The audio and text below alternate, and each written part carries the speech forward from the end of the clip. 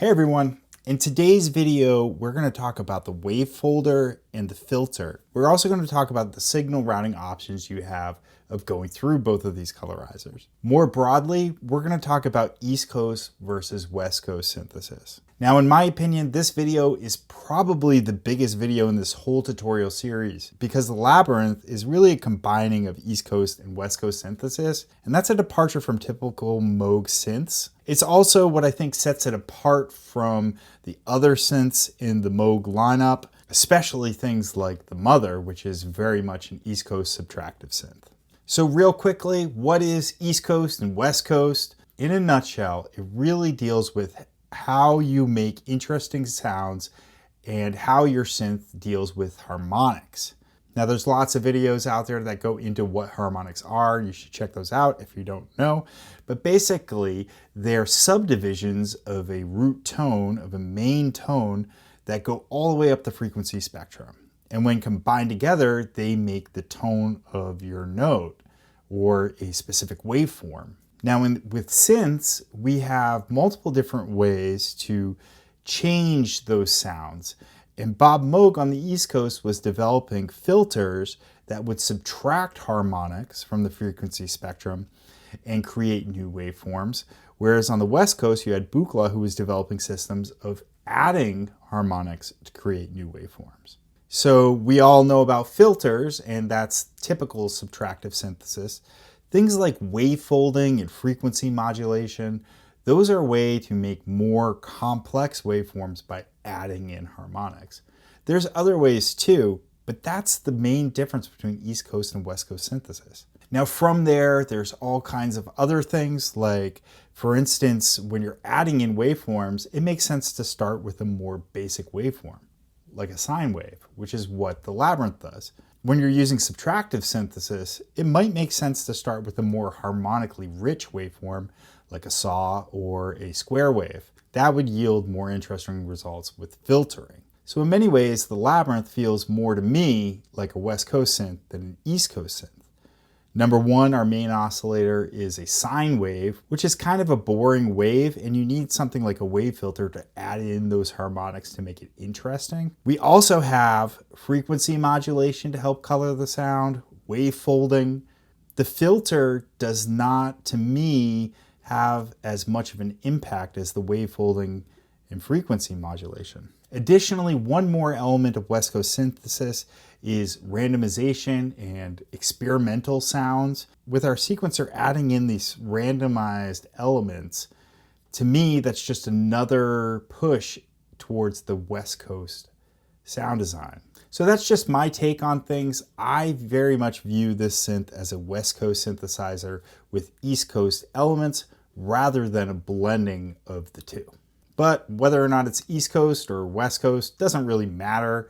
What matters is what it sounds like and how we use it in our sound design.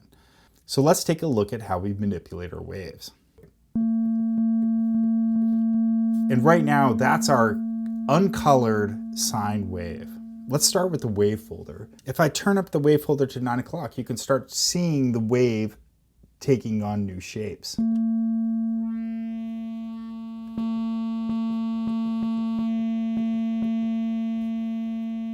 And if I turn the bias, that will change where the wave is actually being folded.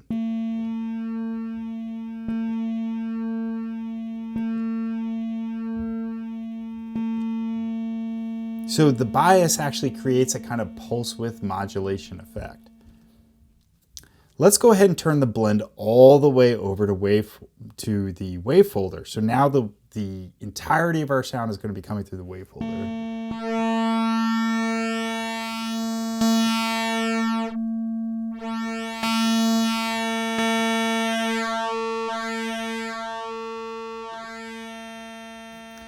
By folding the wave on top of itself, it creates a really harmonically dense or harmonically interesting waveform.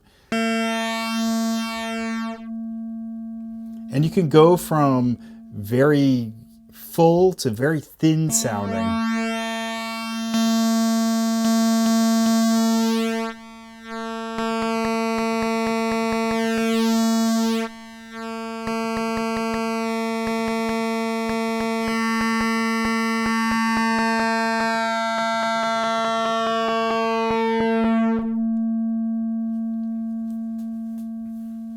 There's lots of different options there. Let's head over to our filter for a minute. I'm going to turn the blend knob all the way to the filter side. Now this filter is very different than the traditional Moog ladder filter. With the filter that you see on the Mother, for instance, when you would turn up the resonance, the low end would drop off. You don't hear that on this one.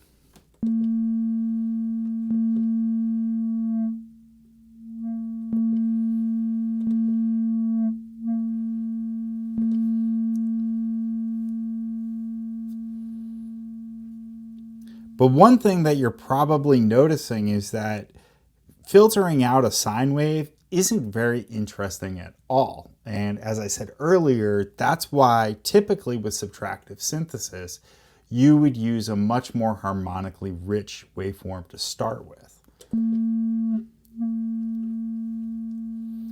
And that's where our signal routing and our wavefolding comes into play. Because if we have a harmonically rich wave that's generated from a wavefolder, then our filter has a much bigger and more interesting impact. Let's first start with parallel processing.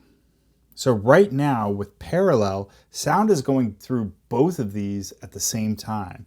And depending on where we set our blend, there's going to be more emphasis on one or the other. Let's set it right in the middle for a second.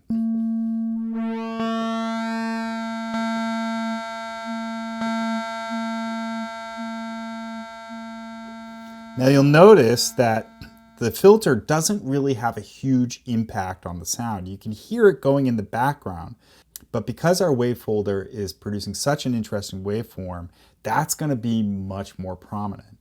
Even if we turn this up to the filter,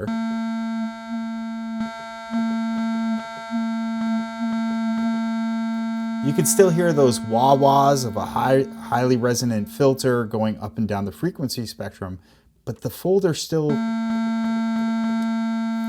really shines out. But we can change that by changing the order in which the sound passes through these two. Now, if we think about typical subtractive synthesis as taking an interesting or a harmonically rich wavefolder and filtering it, that would lead me to believe that starting with a wavefolder and going through a filter would be the best order. There's not really a best order, but that just sort of seems to make sense within the greater philosophy of subtractive synthesis. Let's start there. Now, something to think about. When you have it in this order, if you want the full effect of both of these, you're going to have to turn the blend knob all the way up to filter, because you want the filter to have the full impact on the wavefolder.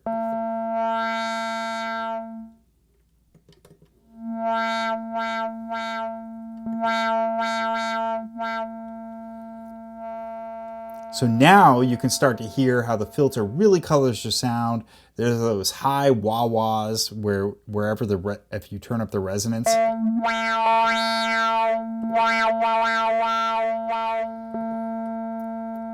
which make a big impact when we start adding in our sequence CV and our envelopes. If we turn the blend knob down a little bit, what that will do is allow a little bit of the sound of the wavefolder to bleed through on top of it.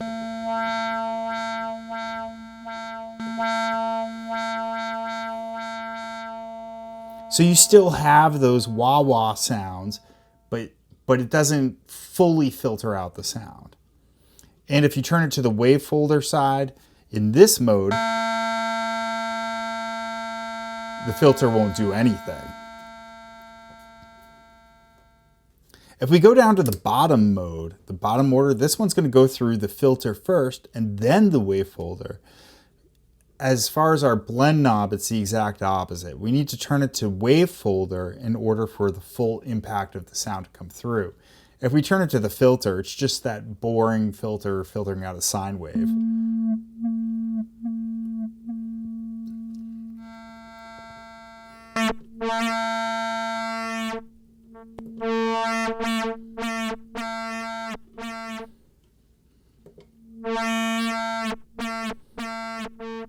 There are some subtle differences in the sound here.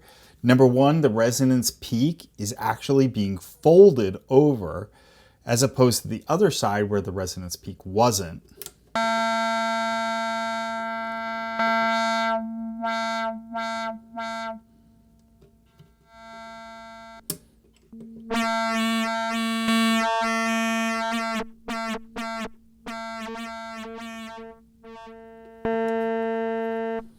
To me, that gives it a little bit of a grittier sound.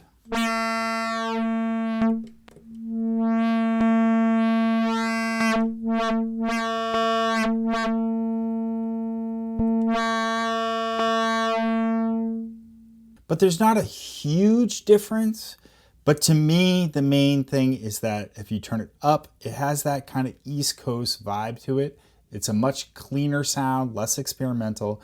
And if you turn it down, it's going to be folding the waveform right before it goes out of our system. So that has that more experimental West Coast sound design. As you start adding in other elements, it might become more obvious.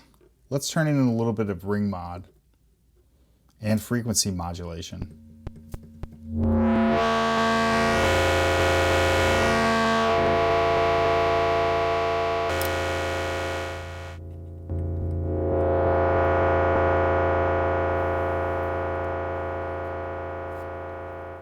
So here you can hear how when you have it in the sort of East Coast mode where the filter is the last point of contact before it leaves, it's a much cleaner sound, where it's a very kind of dirty and grittier sound on the other side.